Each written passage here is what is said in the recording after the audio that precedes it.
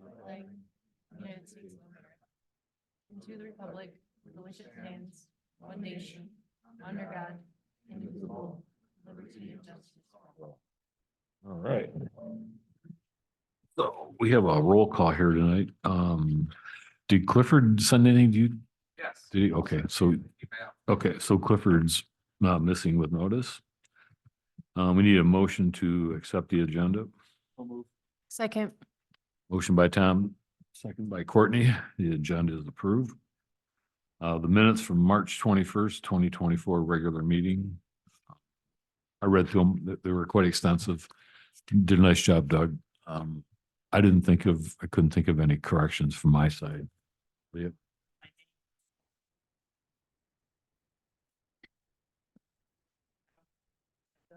Okay.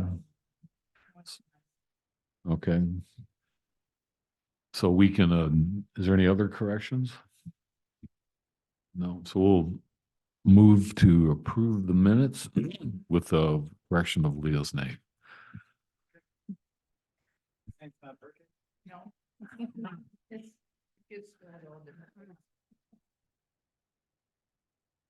So oh yeah, can you turn your mics on, please? Motion. I made a motion. Is there a second? Second. Seconded by Tom. The motion is approved. Okay, public comment. Patrick, do you have anything you want to add tonight?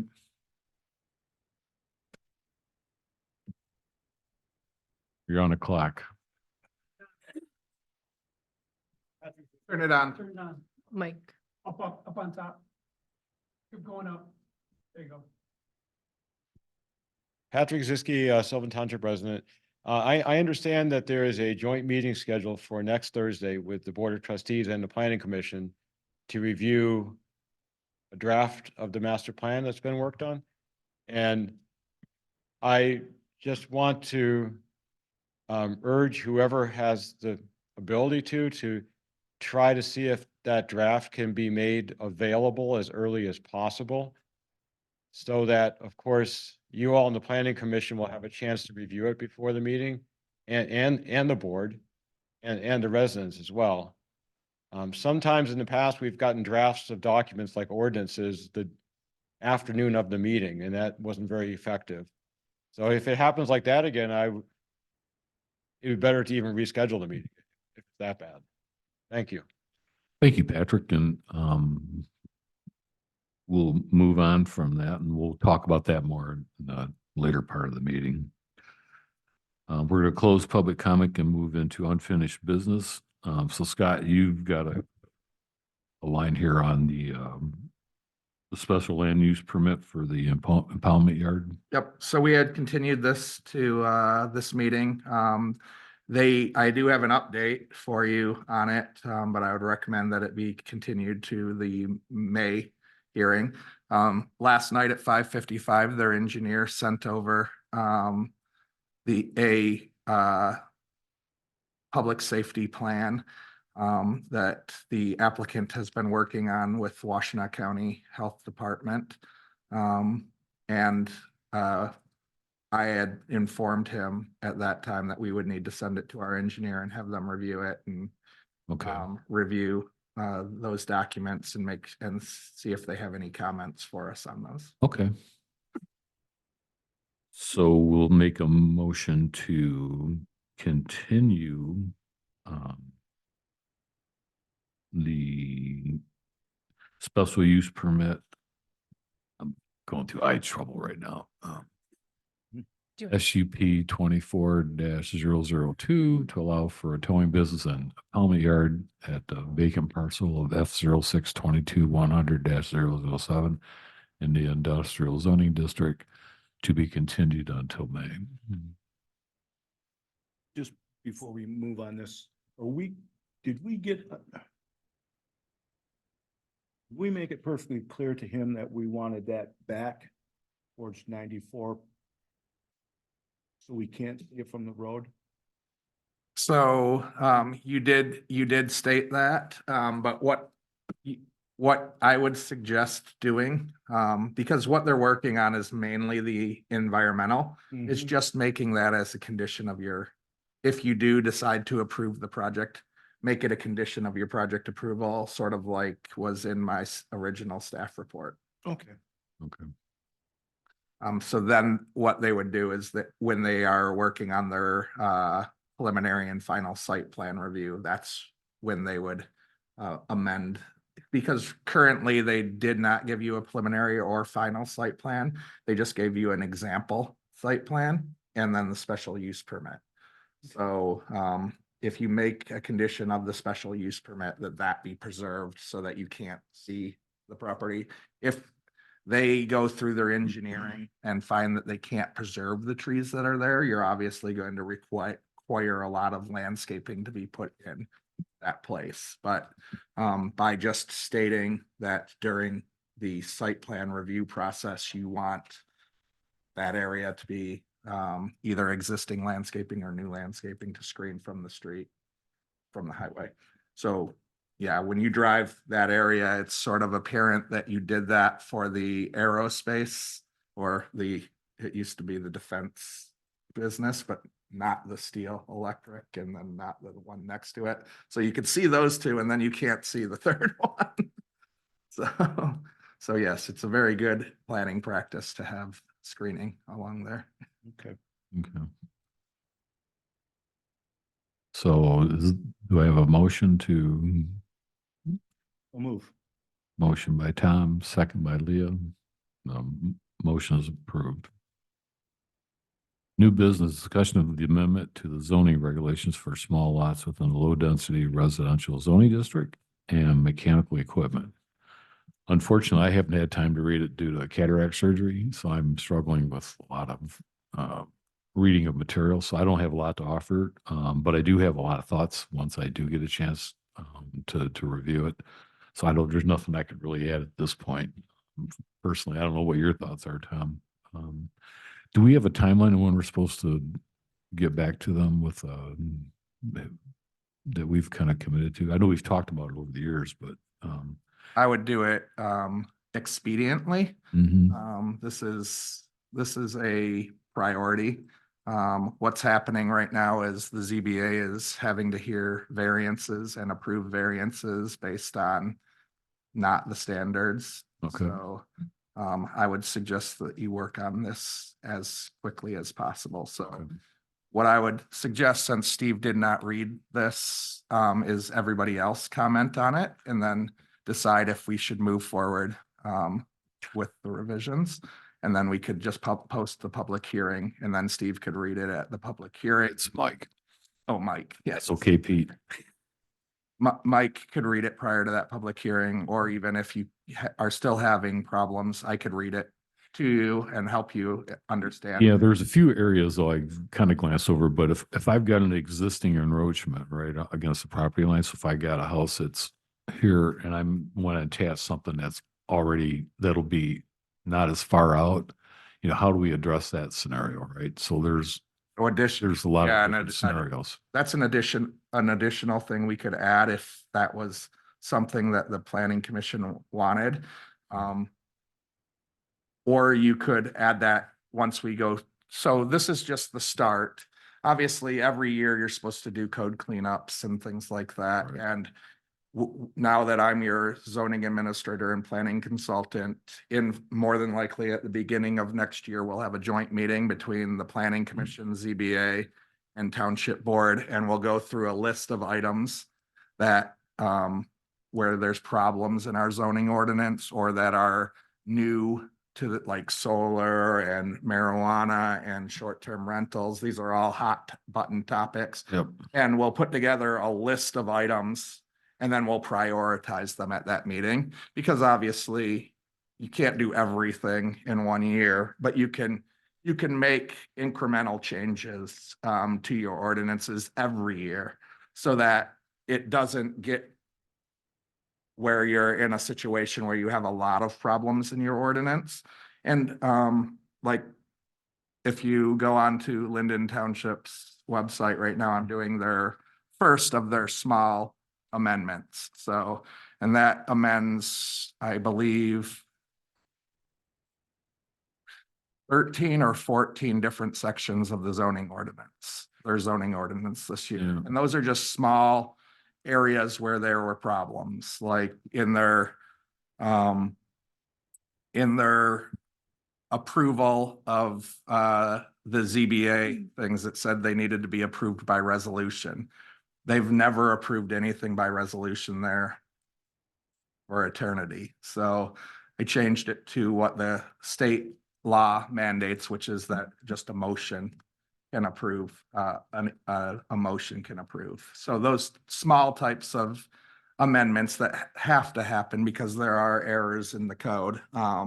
And you should do that every year. And this would be one of them, extending, like if you wanted to allow extensions of existing nonconformities.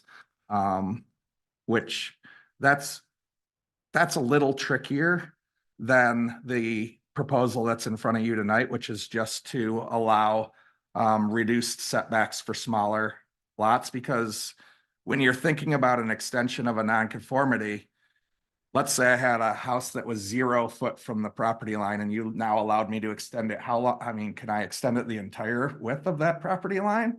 You know, that's sort of more intrusive. So it takes a little bit more discussion. And I think it's a little harder to create. I haven't seen any ordinances that are written that way, but I will research it and bring it back, and I'll bring it back. If we don't bring it back as part of this ordinance, I can always bring it back as part of the next update. When I do bring the joint discussion, I'll bring that forward. And the reason I say that is because I've already brought these regulations to the township board and asked them if we could move forward with them. So the ZBA directed us to move forward. I brought it to the township board, asked them if it was appropriate that we move forward because there's costs associated with it. And then I brought it to the planning commission for initial review. So, but again, I think what you're talking about, Mike, allowing for the extension could be something we could add into this if all of the planning commissioners believe that that's an appropriate thing to discuss at this time. Just 'cause a lot of this will be around the lake property, right? And there's a lot of unique lots and things are carved up, and Tom knows, from, It's all lake lots. yeah, Yeah. All lake lots. right. Well, And then the lot utilization ratio too, And I right? think when you look at what is in front of you tonight, it's going to address a lot of the existing problems on lake lots, because it's going to create a situation where a lot of those, where you're calling them existing nonconformities because they have a 40-foot wide lot and 20-foot wide setbacks, aren't nonconformities anymore because that setback is more appropriately located. So it gets rid of a lot of the variances. It won't get rid of them all, because it will, where you have a 1-foot setback on a lake lot, you will not be able to extend it out further. So it doesn't get rid of all of the variances that will come forward, but that's something that the ZBA can decide at that point until we do amend the code. What about lot utilization ratios? Those are both in there. And what's, I'm unable to read very clearly how Yeah, what's the so net if effect we of that? want to, why don't I present what's in there for Steve? Or why do I want to call you Steve? That's okay, Pete. What? I mean, I don't even know if I knew Steve when he was here. If he was here No, in that's- 2013 or No, not. he's fine. He's- Yeah, I can he's just say having I fun. know him as Mike. But I can present the project that's in front of you tonight, and then we can discuss it. That's fine. as the- No, it's much So- easier on my eyes, I can tell you that. Yeah. So the items that are presented in front of you tonight, and I also provided you with maps. And the reason I provided you with maps are to show you the areas that are zoned LR district currently. And you can see there's the 3 little maps and then the big map showing everything in the township. So the 3 little maps show the area around Crooked Lake and the area around Kavanaugh Lake as one of the areas that is zoned LR, which is not lake residential. It's called low density residential. And then there's the little area what lake is that? Here? Cedar. See, on Cedar Lake, that is zoned LR. And then there's the area on Chisholm Road. That is zoned LR, and there's the area that is what I believe was called the Village of Sylvan or something subdivision, which is right here next to us.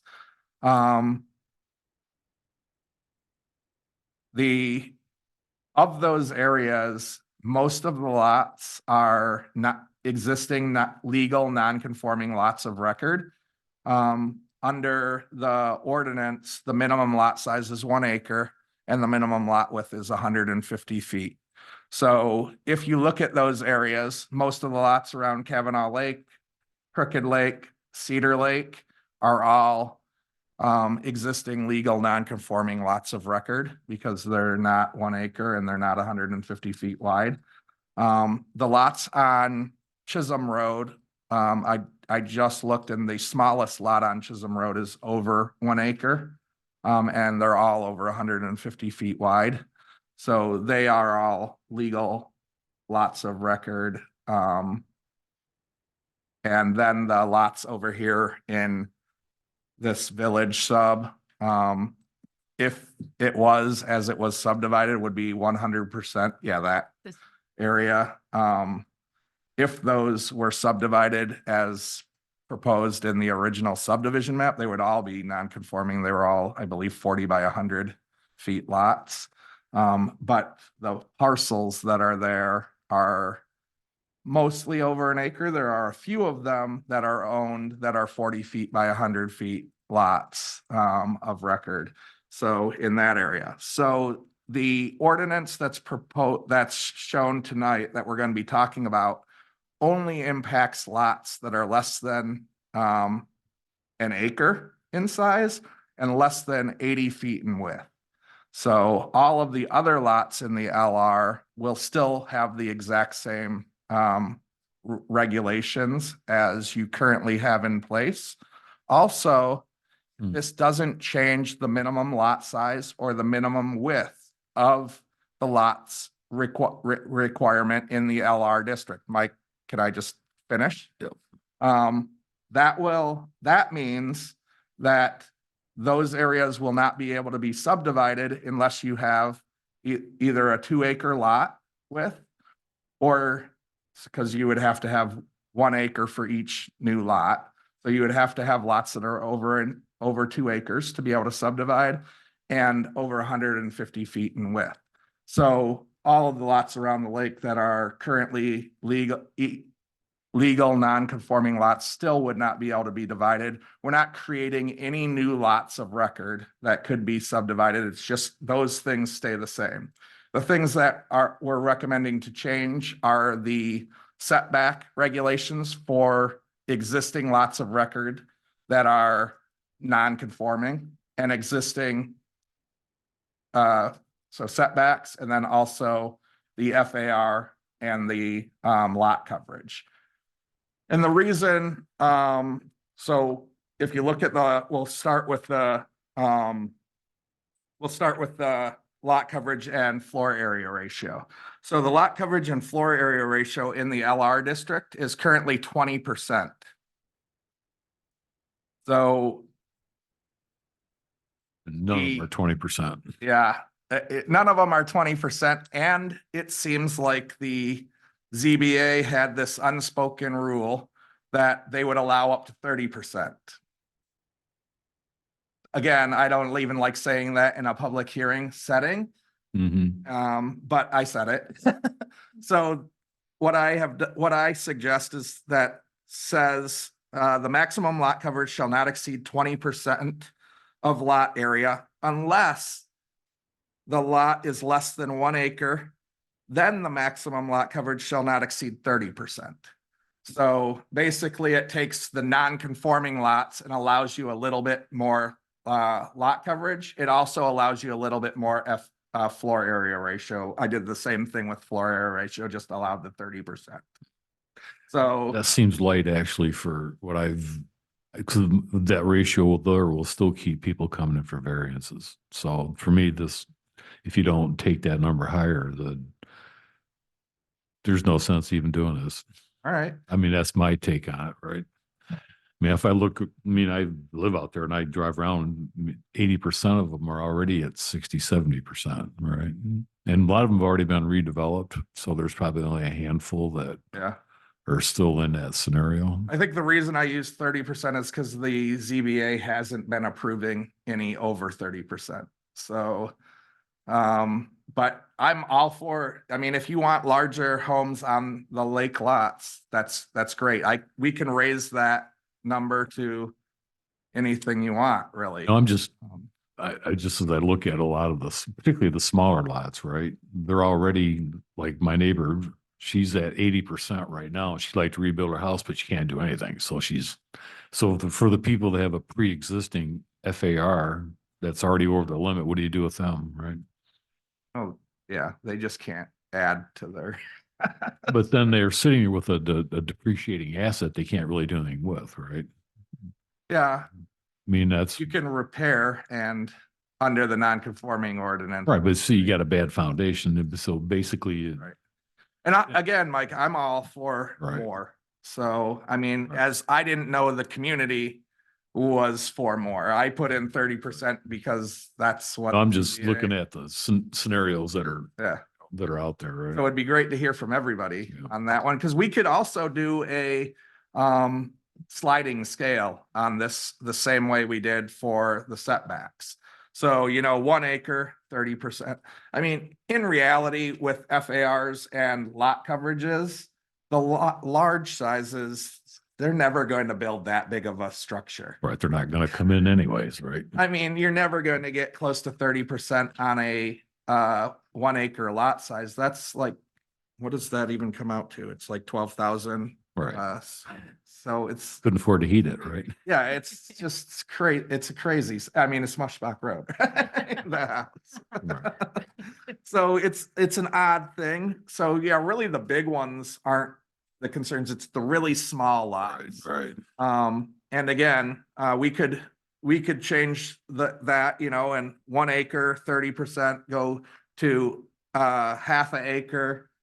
10,000 square feet has a different number. And if everybody believes that's the way we should move forward, I can write, that's easy to write up. That's a simple change, and I can simply make Yeah.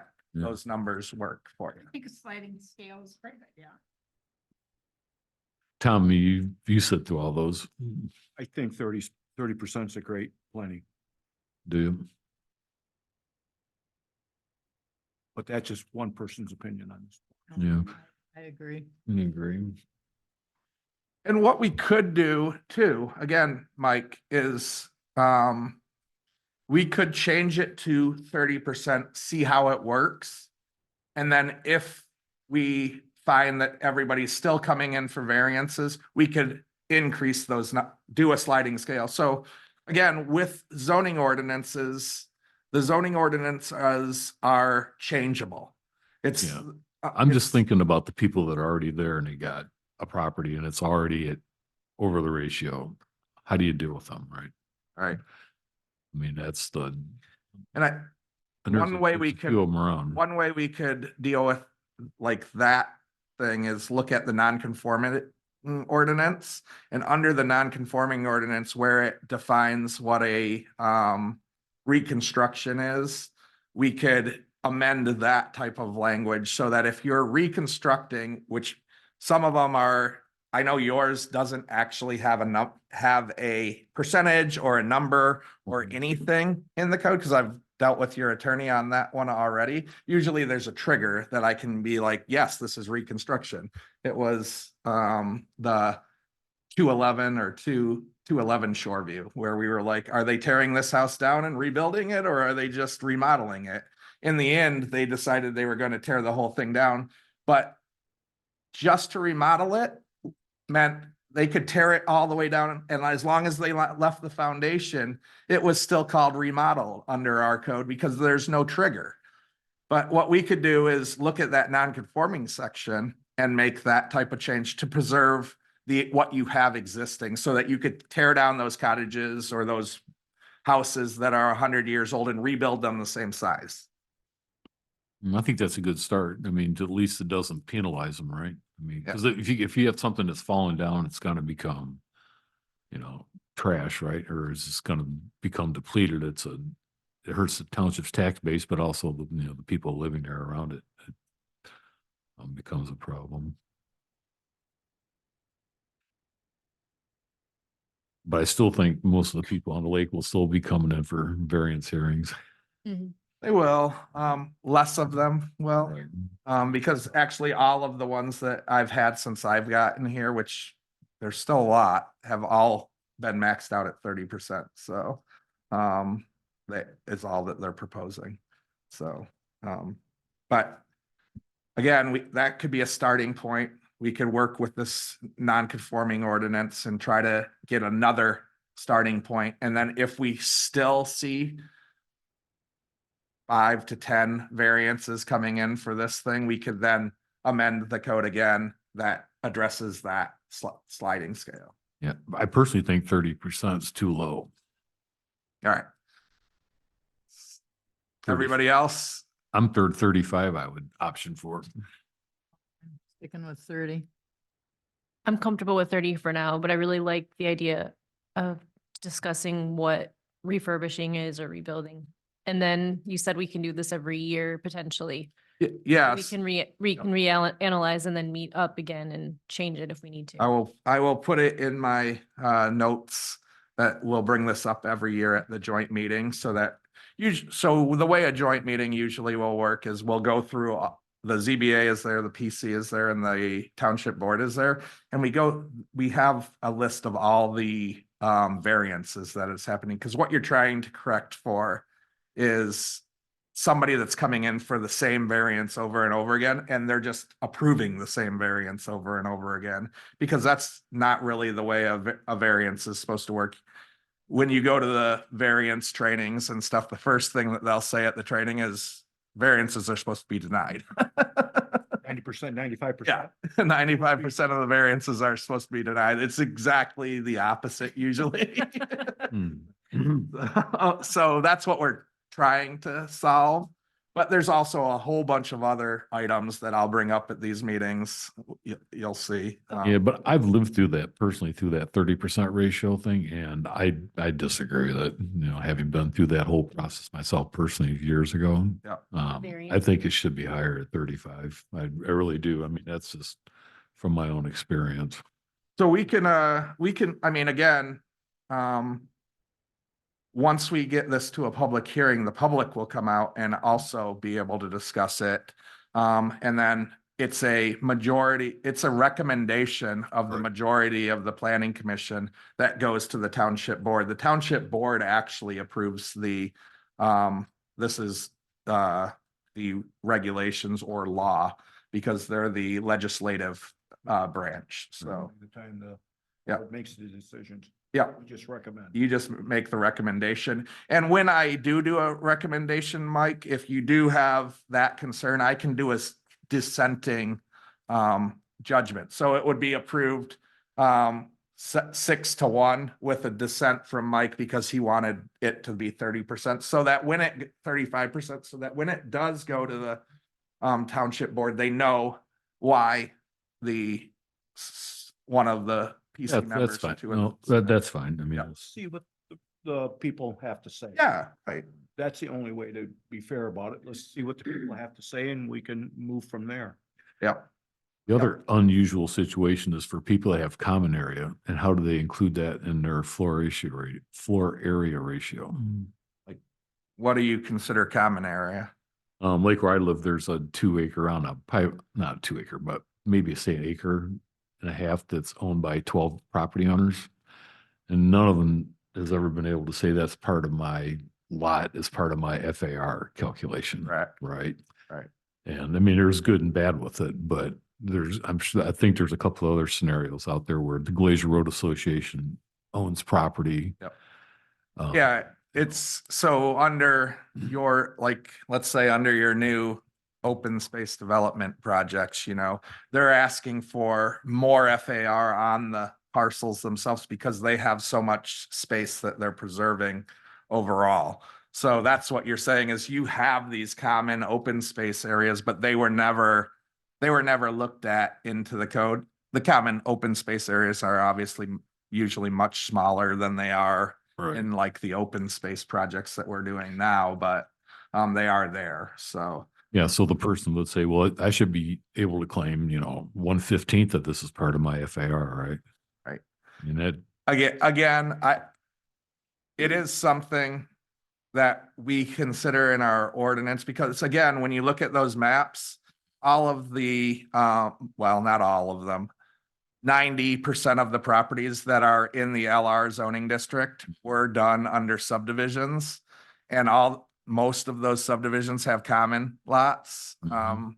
for the lake, around the lakes. yep. So. No, I mean, So those areas, so that's why we are raising the, right now, that's why we're in this place. Mike's just saying he thinks it should be higher. Right. So, I mean, there's just other scenarios. and we hear that.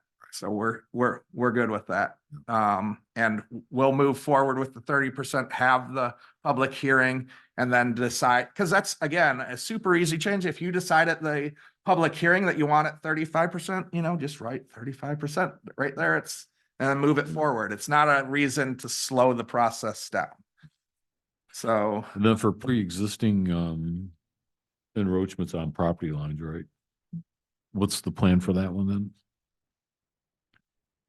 let me finish Okay. presenting Okay. that. So we only got to the FAR and you still haven't read any of the other stuff, Mike. So, so let me continue with the other stuff. Okay. So, the other item that in this zoning text amendment and again, remember, don't let perfection be the enemy of good. Mike, you ever hear that quote?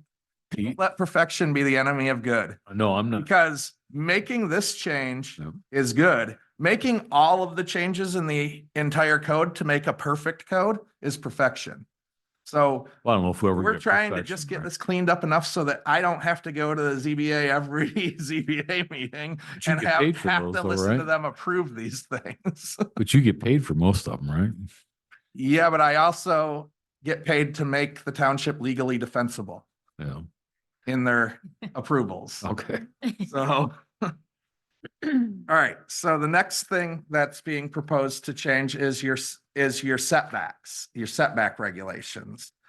And the big ones that are out there is your 20-foot setback on side yards, because if you look at, again, look at those maps in front of you, the lake properties around Kavanaugh Lake, the lake properties on Cedar Lake, and the lake properties on Crooked Lake.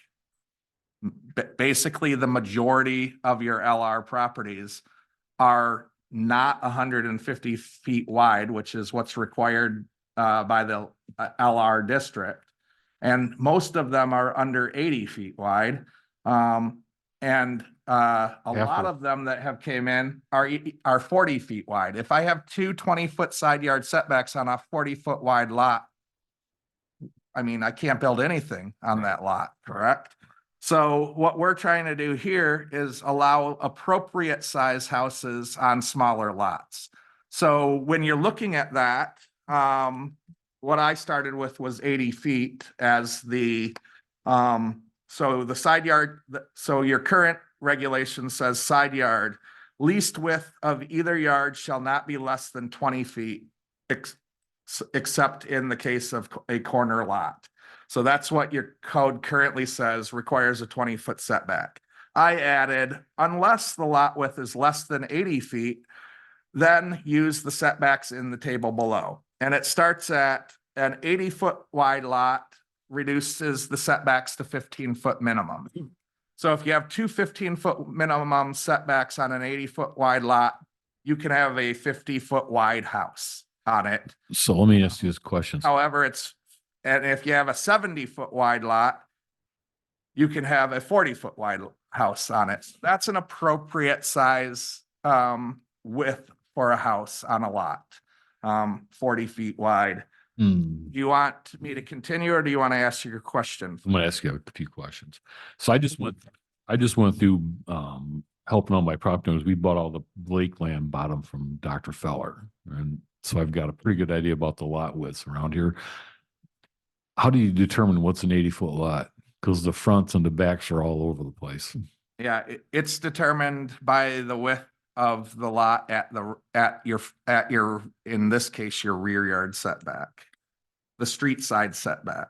Because there's a lot of them that are skinny at the back, fit at the front, the Yeah. other way around. I mean, it's all over Right. the place, right? Well, I'll explain.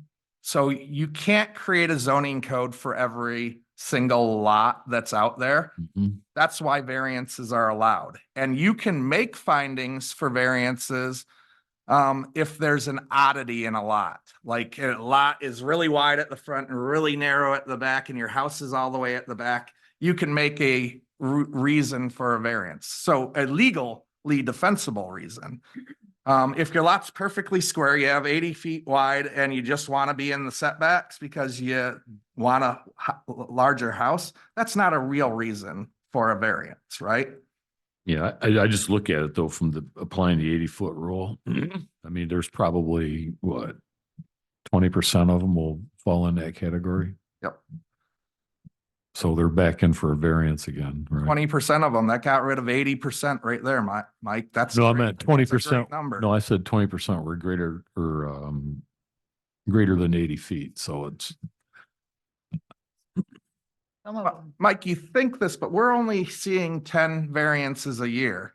So if we eliminate 5 of those variances every year, that's 50% of the variance. you know, I mean, we're not looking at. I'm just 100 wondering how you people came up coming with the in. 80-foot number. Should it be 60 or 50? That's what I'm curious as. Well, the reason I used 80 is because of if I had an 80-foot wide or let's say you use 60, that means if I have a 61-foot wide lot, I have to meet 20-foot setbacks. So that allows me 21 feet in house width. That's not really an appropriate house width Okay. or a lot. The reason I used 80 is because 80, or it's actually 70 with 250, or it's at 80 with 220s is still a 40-foot wide house width, which is an appropriate house width for a lot. But anything less than that, so again, it goes down. So 80 to 70, you have actually less than 80, so 79.9 feet to 70, you have a 15-foot setback, side yard setback minimum. Again, that allows between 50 and 40-foot wide house on those lots. The next one's 70 to 60, that has a 10-foot with a 25-foot aggregate. That means 10 foot on one side, 15 foot on the other, or let's say you have 12 foot on one side, 13 feet on the other. But again, the house width is what you're looking at there. So you go 60 minus 25 feet, that's a 35-foot house width. So again, we're talking about the smallest lot that you would have in there having a 35-foot. The largest lot would have a 45-foot lot width. The next is between 50 and 60, 10-foot side yards on both sides. So again, the 50 would be down to 30-foot lot width or house size because 20-foot, 10 and 10. But the 60, 10 and 10 would allow 40-foot wide. And then 40 feet, which are your smallest lots. These are the skinny little lots that are on probably almost all of the lots on Cedar Lake are that size. 5-foot minimum setbacks. So 5 and 5, that again allows a 30-foot wide house on those lots instead of the current regulation. we've got. Okay, thanks. By me that are 30-foot. Yep.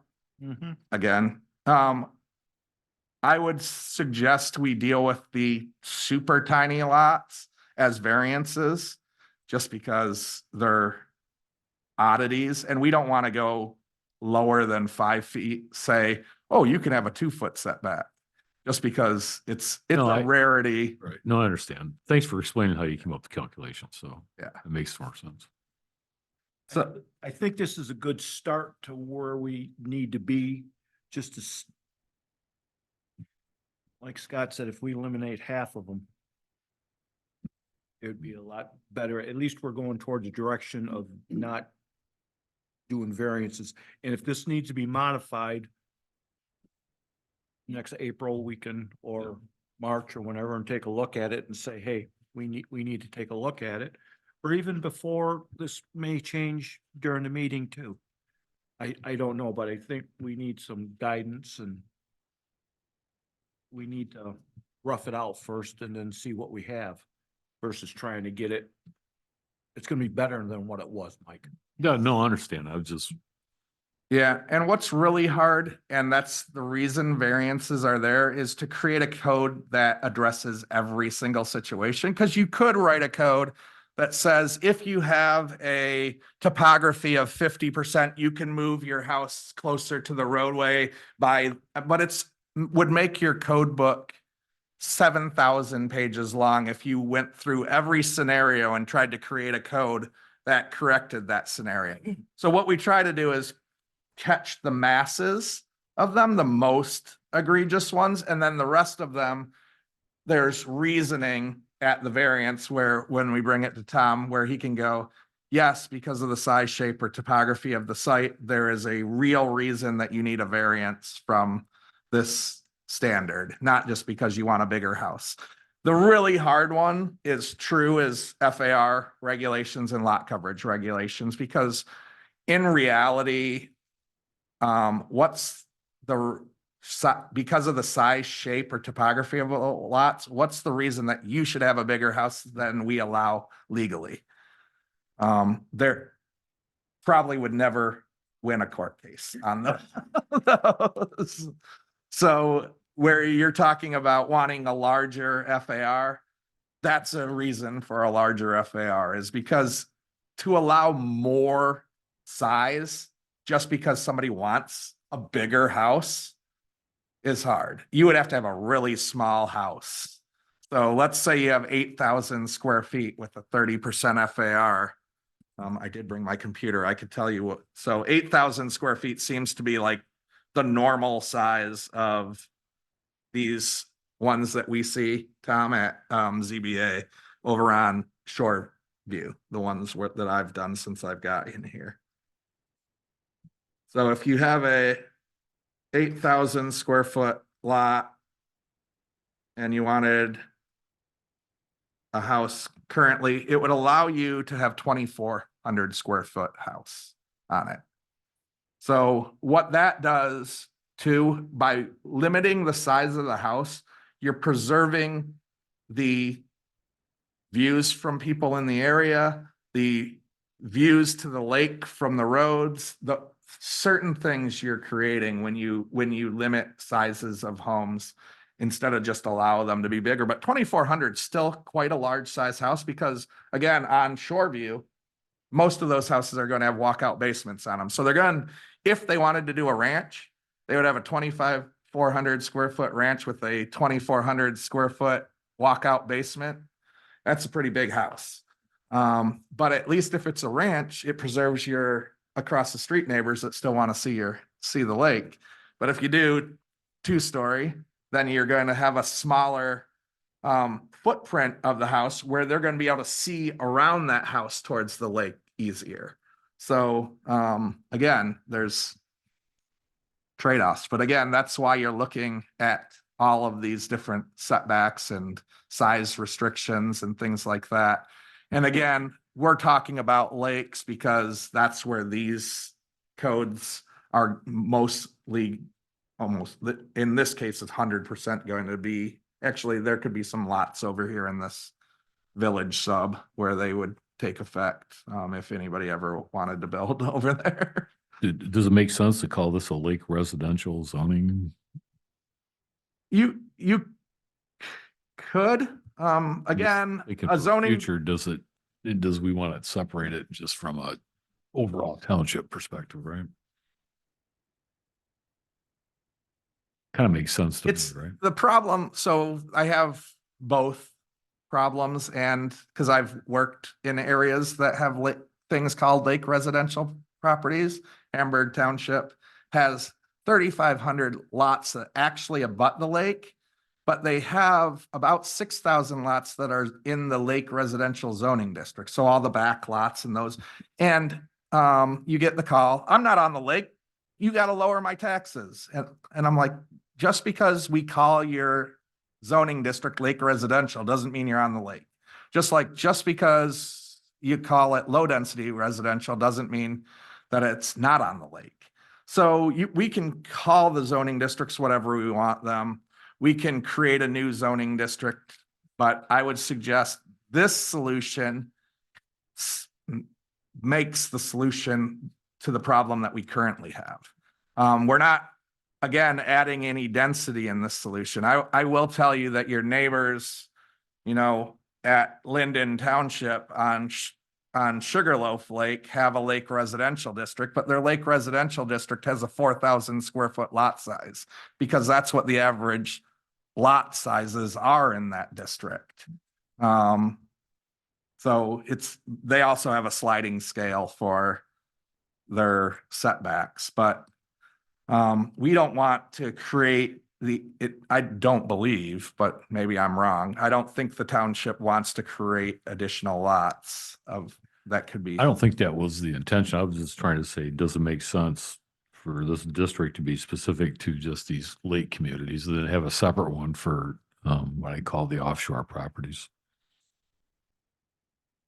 I don't see the benefit of that because any lot that would be over an acre or over 80 square feet would still have to meet the regular zoning district regulations of That's right, I 150. missed that's the trigger point, right? Yeah. Okay.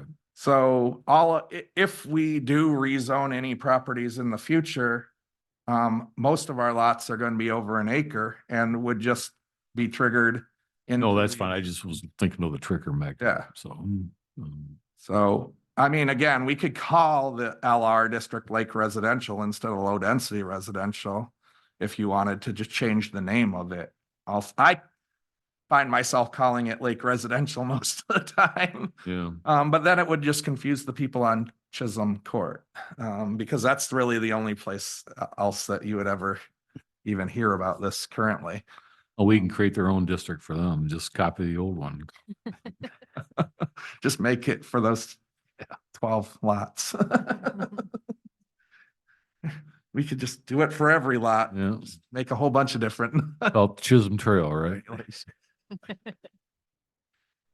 So again, there was one other change that I made into the LR zoning, and it has to do with your definition of corner lots that you had on there. Your existing said corner lot frontage upon public streets and private streets and roads shall have 2 front yard and 2 side yard setbacks. Again, most of those are on the lakes. So what I tried to do is create a regulation that if you have multiple property lines with frontage on a public or private street, that would have either the front or rear, whatever your street side setback is, would be the same on all the sides that are adjacent to a street. So because in your lake resident or your low density residential properties where the property abuts a lake, you consider your front yard the side that is on the lake side. So we really want to have the same setback. We don't want to have, if you had a lot that had a road on one side and then the road turned on another side, we don't want to have a rear yard on one side and then a front yard on the other. And then a front yard on the lake, because it would be very weird.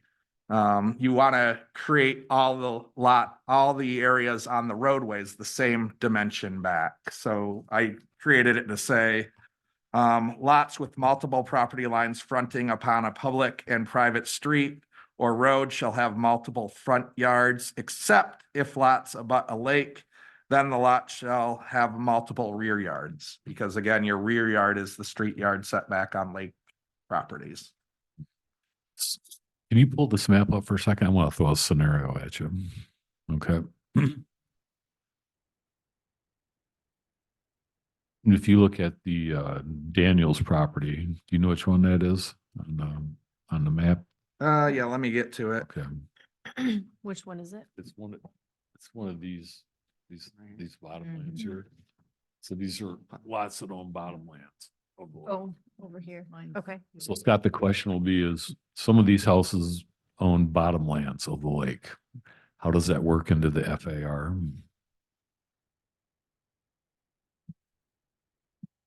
Let me see what your FAR actually says is the definition of it. It probably says any wetlands or Not sure. is not considered in the FAR calculation, but let me check your definition of it. Okay. Because the reason I'm asking, someone's asked me for this Feller property we just purchased. They want to go back and deed the bottomlands back to the adjacent property owners, run it towards the middle of the lake, and that would increase their FAR ratio potentially. And I really don't want to go through the paperwork of doing that, to be honest with you, so.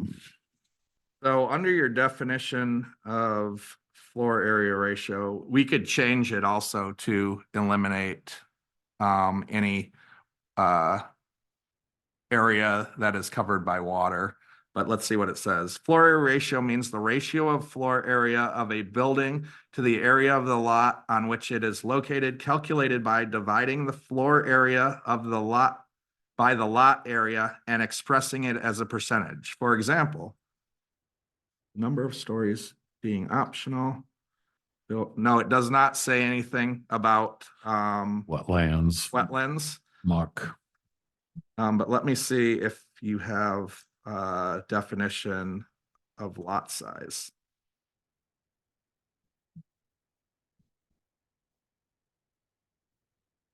It looks like Crooked Lake Yeah, has so the same lot- yeah, scenario. Lot means it does not, so it excludes the right of way. Easements which are excluded in the community are required area at least sufficient. A lot of record.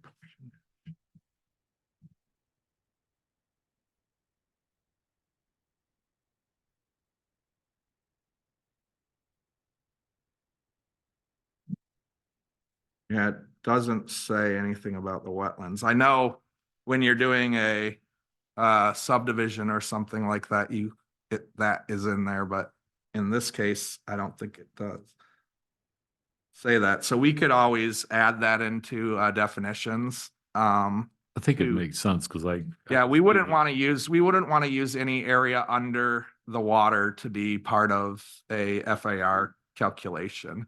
Right. So, we should probably put something in our code somewhere. I'll review the entire code. Okay. And I'm just gonna put that down as a thing to look at. Okay. F.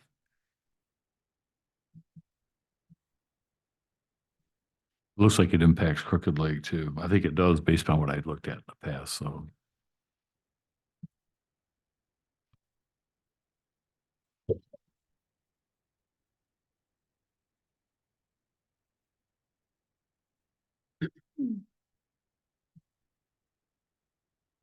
So the areas under the water, what about wetland areas? Would you We want to got- remove those from I think so. FAR also? That would be my intention, I think.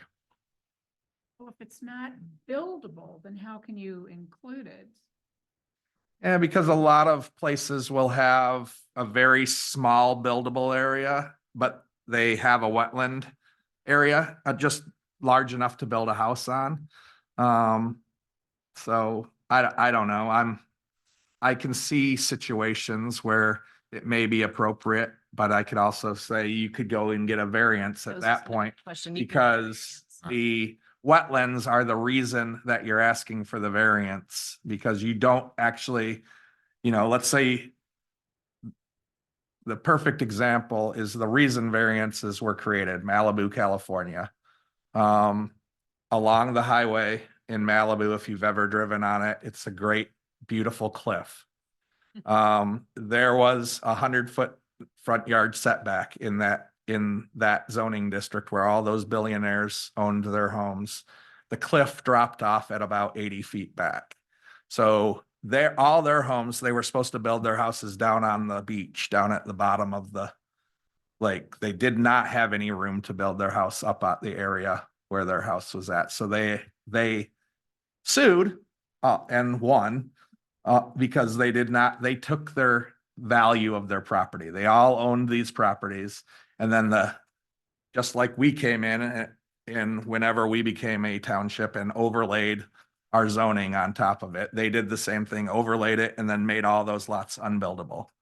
And they all got sued by the really rich people that own those lots, and that's variances were created because that's a perfect reason to get a variance. The only land I can build on is within 80 feet of that street, so I need a variance to that 100-foot setback.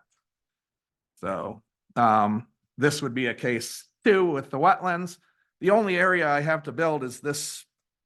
Maybe it's 3,000 square foot of dry land, the rest of it's wetland. And you're going to make me build my house at a very small size. It might not even meet your minimum house size requirement of your code, right?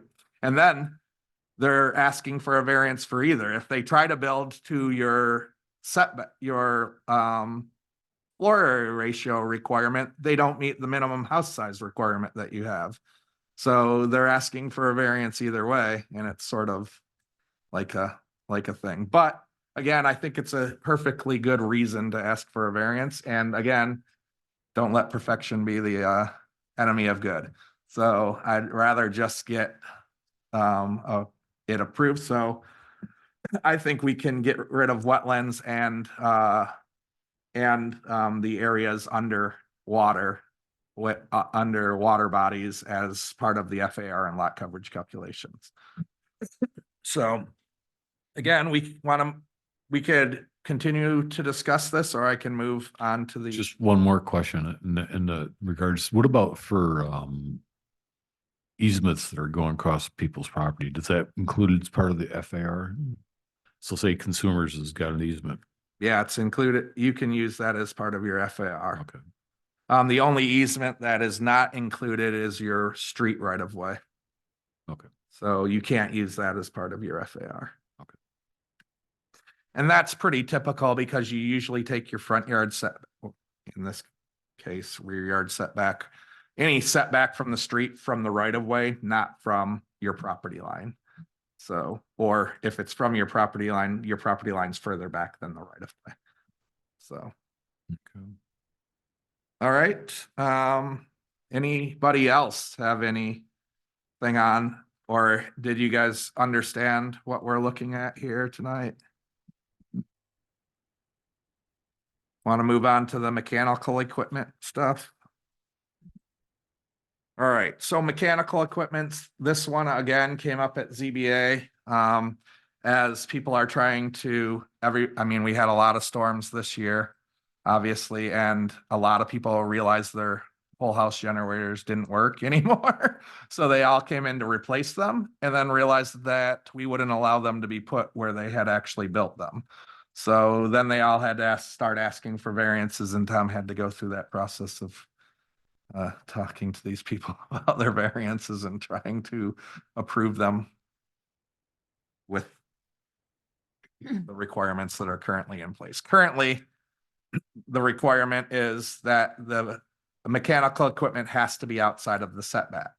So again, our changes to the setback will be a benefit to most of those variances that we're seeing, because the current setbacks of 20 feet were so egregious on these lots that almost every generator you saw was within 20 feet of the property line.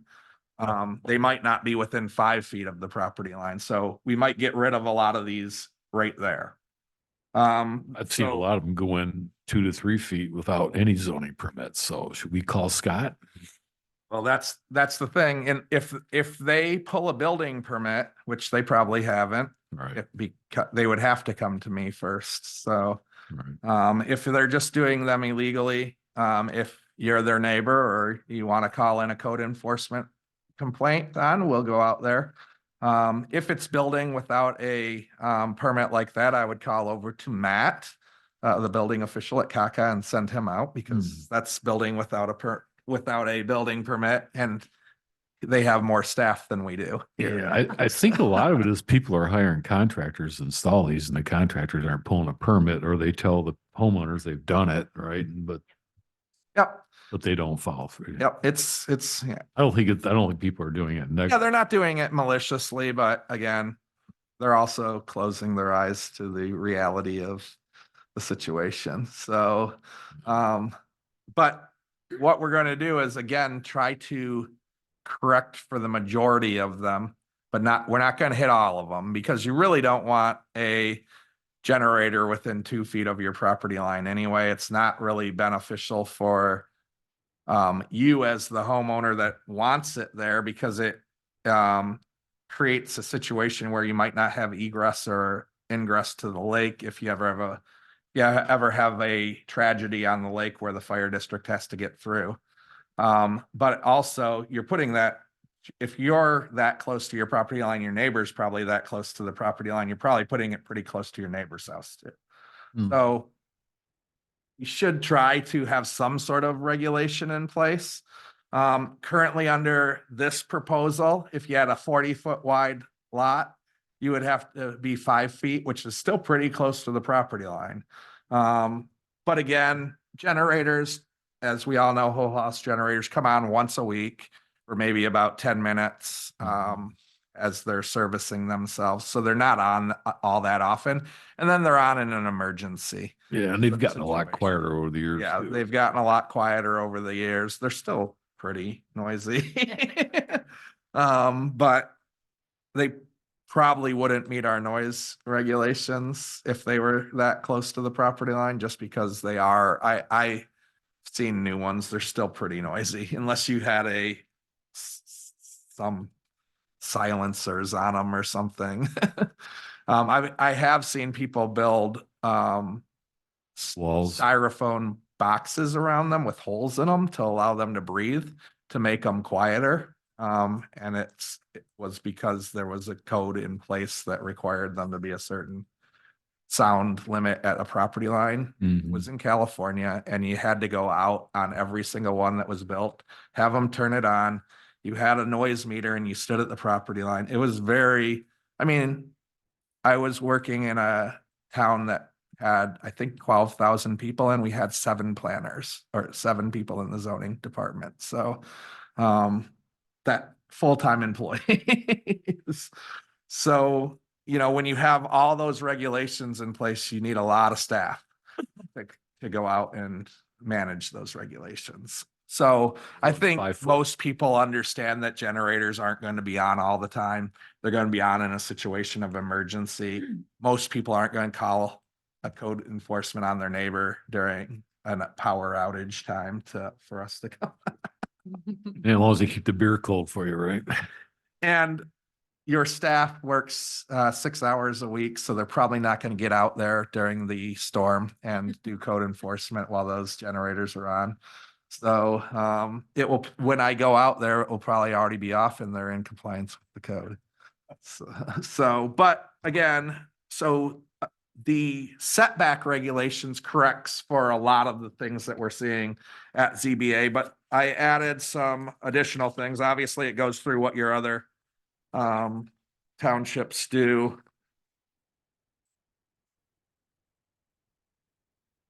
I don't remember what I did on this one. It was so long ago. So I got to read it myself. Notwithstanding yard regulations set forth in this chapter, mechanical equipment on residential properties such as ground mounted air conditioners, full house generators, and similar machines may project 5 feet into a required setback as long as, so this allows you on lots, again, larger than 50 feet wide to project into a required setback up to 5 feet. As long as the mechanical equipment is not closer than 5 feet from any property line. So what I did is I created a regulation that will allow you to encroach 5 feet into any of your required setbacks. So meaning front, rear, side, or side, up to 5 feet. So that, again, the reasoning for that is because you usually have a house that's built right up to a setback and you want to put your generator next to your house and it's in a setback. So that's why I created that. And then the 5 foot requirement from the property line is so that you can still get fire safety past Because if you're 5 foot on one side and 5 foot on the other side, you have a 10 foot in the middle. If you're 5 foot on your side and you put up a fence, you have 5 foot ingress and egress for the fire department to get through.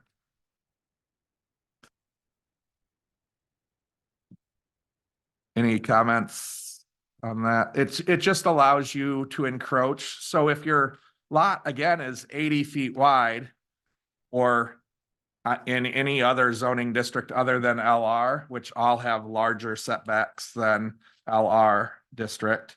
If it's 80 feet wide, you have 20-foot setbacks, you can only encroach 5 feet into that required setback. So you can only have your generator 15 feet from the property line.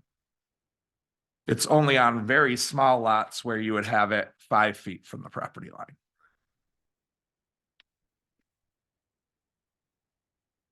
I'm fine with it. Leah, you okay? Yeah. Sounds good to me. I'm fine with it. They always have the option to put it in the backyard. Yep.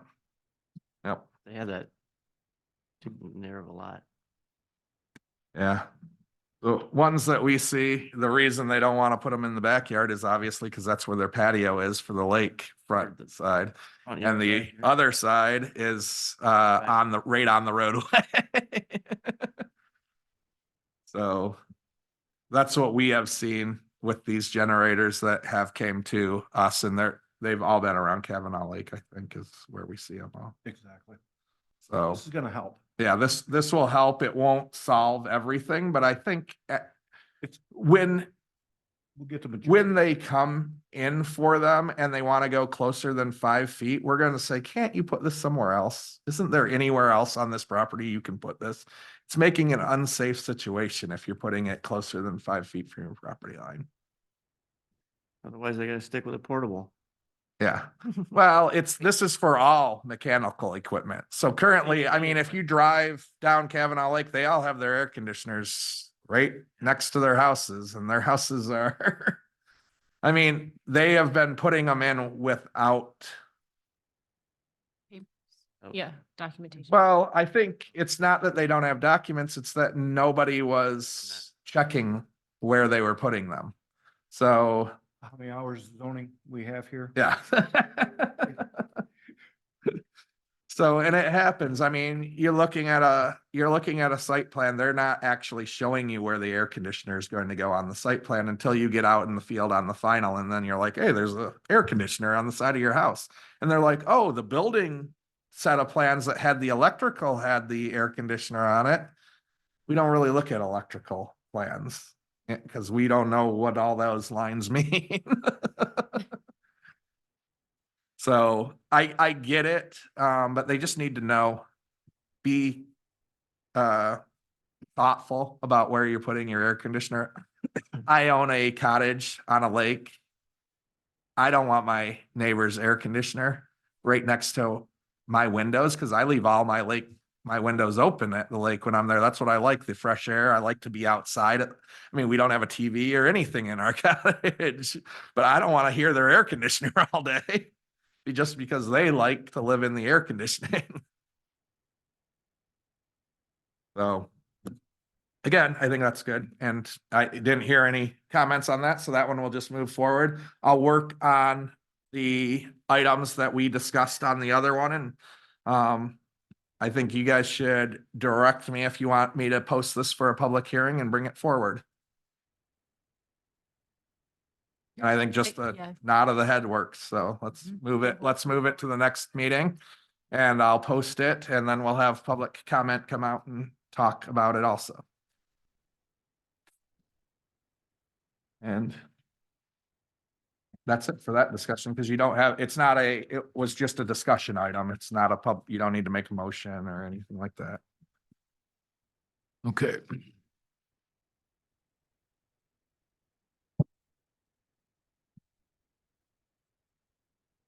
Okay, concerns of the planning commission members. So we got this meeting coming up next week, right? With master plan review.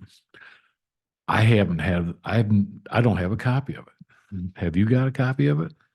So I mean, this is ridiculous, Scott. I mean, we're publishing and these things are big and we should have had this friggin' thing months ago. Yeah, it's not that I big. mean, I know, So but it's just Here, courtesy, right? let me answer All of your us are question. busy people, right?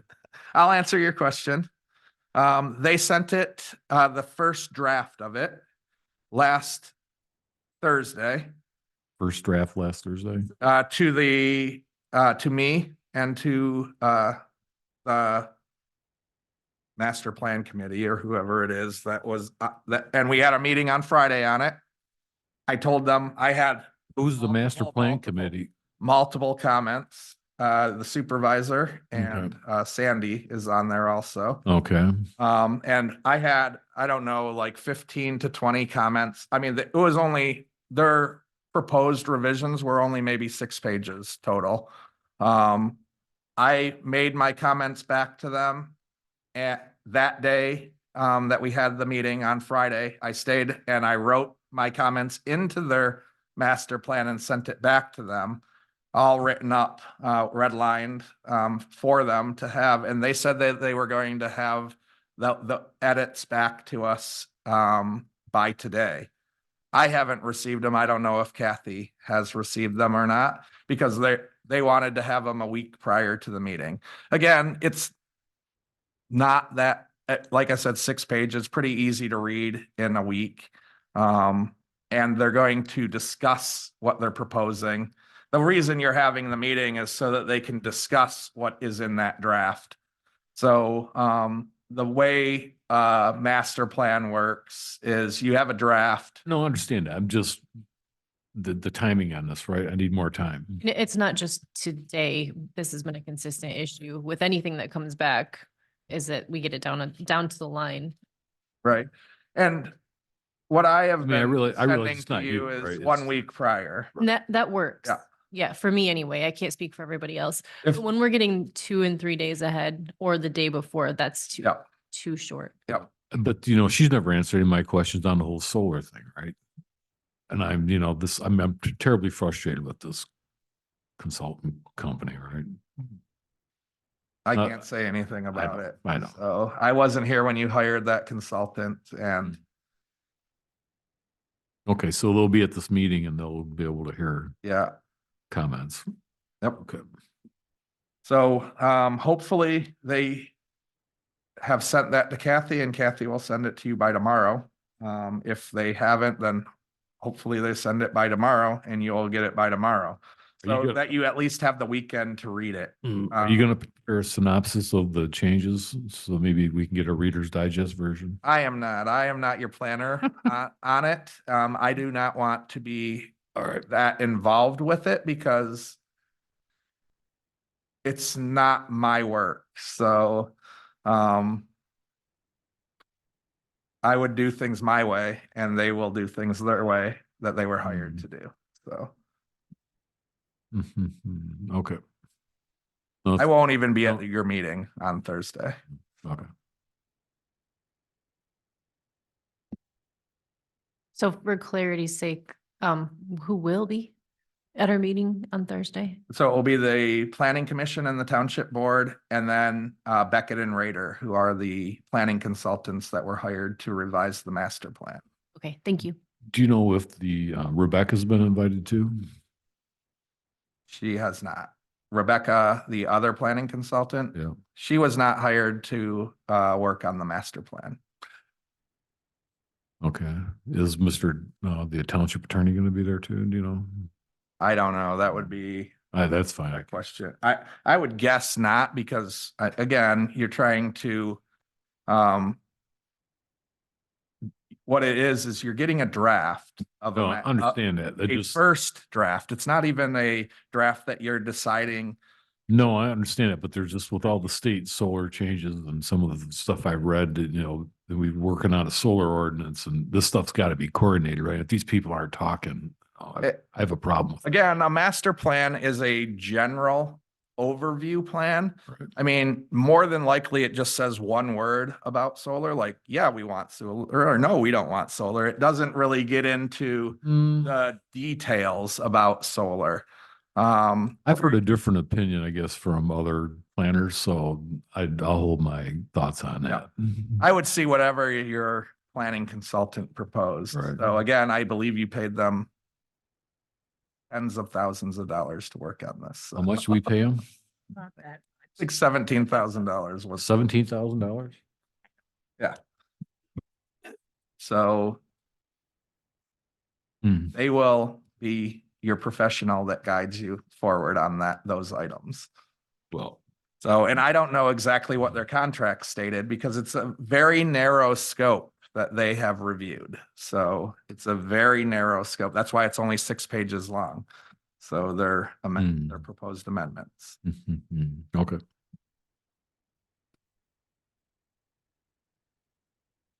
Is it possible to get a copy of the contract that was signed with the planning consultant firm?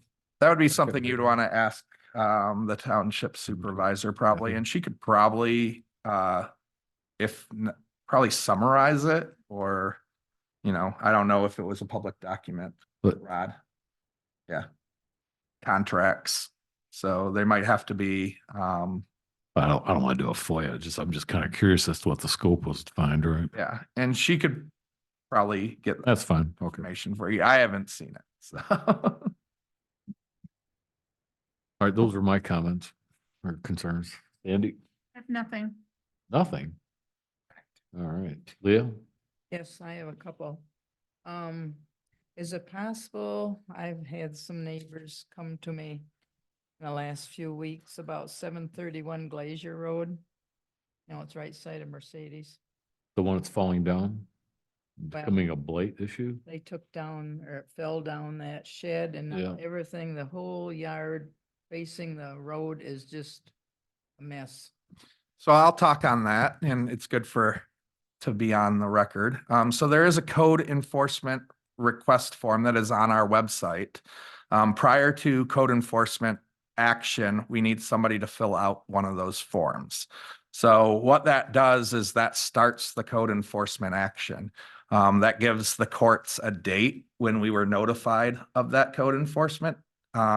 Because there is case law out there that says if you've known about code enforcement and haven't acted, there is a problem. So we want a start date because obviously we drive around all the time. We know, I could do a code enforcement case on 90% of the properties that I drive by. But what we need is a date when the code enforcement starts.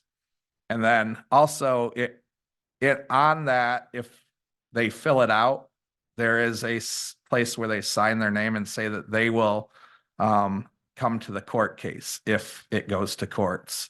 That gives us a little bit additional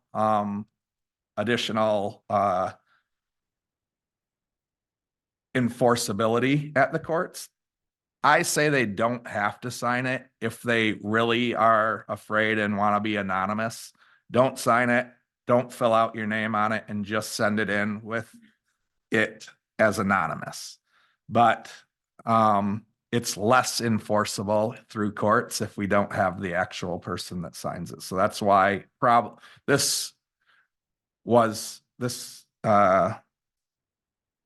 form was created when I was here in 2013. I created it. And I required the name only again because we have very minimal staff for zoning. And if people aren't even willing to write their name on something, am I really willing to spend my 3 to 6 hours going out and doing the enforcement on it? I really wanted some accountability from somebody if I'm going to spend the time on it. I will tell you, we just did a code enforcement case in Linden Township that took probably over 80 hours to 100 hours of my time. And I just heard yesterday that they foreclosed on the guy's house. So it's never a great situation, code enforcement. The guy was an older gentleman that had some mental health problems, 2 children that had full-time caregivers, and now has his house foreclosed on because we went out there, cleaned up. It was about $10,000 extra onto his taxes this year. So it's a hard job, code enforcement. But again, the best case scenarios are what we're looking for when we send them a warning letter. So the way that I deal with code enforcement. I always send out a warning letter when I get that code enforcement request form in that says, we received a letter. This is the code regulations. Please clean up or contact me with a schedule to clean up. And we'll work with you on that. If they don't, a lot of times they don't contact you, then you send out a notice of violation telling them that we will issue a civil citation. Then you issue the civil citation, bring it to the courts, you have to require that they go to a court hearing, because or else the courts will just allow them to pay the fine. And then it just goes back to the start because they didn't actually clean up the stuff. So once it gets to a court hearing, the first hearing, sometimes they don't show up to, the courts will then continue it again to another hearing. Usually takes 2 to 4 months to get on a hearing anyway. And then once you get to a hearing, they tell them what they are supposed to do. It's a court judgment that we have our attorney write up. They will approve that court judgment. Then you wait another month. If they don't do the judgment, then you have to have our attorney file with the courts that they were in violation of their judgment. Takes another 2 to 4 months to get onto another court hearing date. The judge will then say, yes, they didn't do their court judgment. You can now enact that judgment, meaning usually in that judgment, it says we can then go on to their property, hire contractors to clean up the site, go out, then we go out there with we call the state police escorts us out there. We have usually cleanup crews that come in with Dipsy dumpsters, clean up sites, and then we get all those bills, all the attorney's bills, and then all of the bills from staff, send an invoice to the property owner. If the property owner doesn't pay the invoice within a certain amount of time, it goes on to their taxes under a lien. And then when they don't pay their taxes, then they get foreclosed on. In this case, in Linden Township, I know that Chelsea State Bank paid their taxes and the lien. So.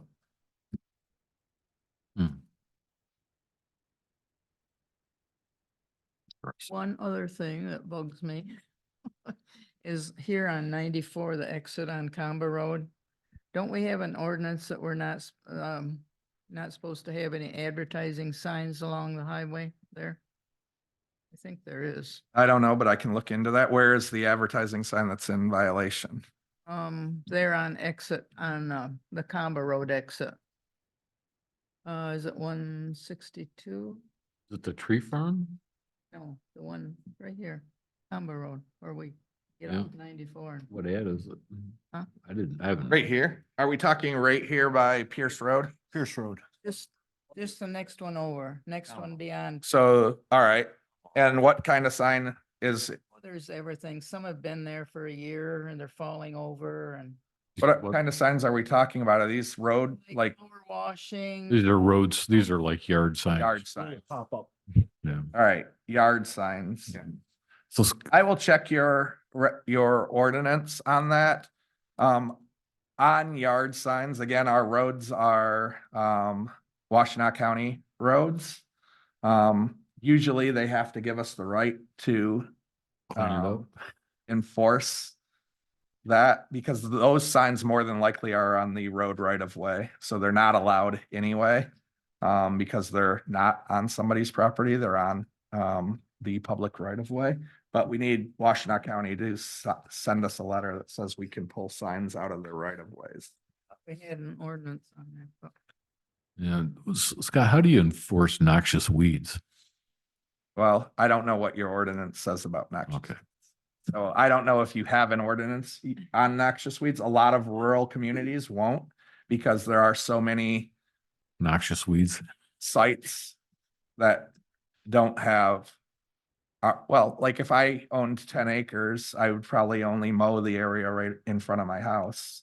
So the rest of the area, then is it considered noxious weeds? Cause I don't. But then if I owned a vacant lot, do I have to come by and mow my yard on a vacant lot? I don't know. So I don't know if you have an ordinance on noxious weeds here. A lot of times the only people that have ordinances on mowing and things like that are cities or more densely populated communities. So, Poison ivy, there we go. We're gonna send out cutting down poison ivy. That was all just anyways, so. In Arborland. Don't get it by wanna- me, I'm very allergic month to of May. it. I was into wine. garden. Comment you want to add? No, I'm. You good, Mo? Okay. All right, I'm gonna make a motion to adjourn. Second by Sandy. Motion by Tom. Meeting's close. No.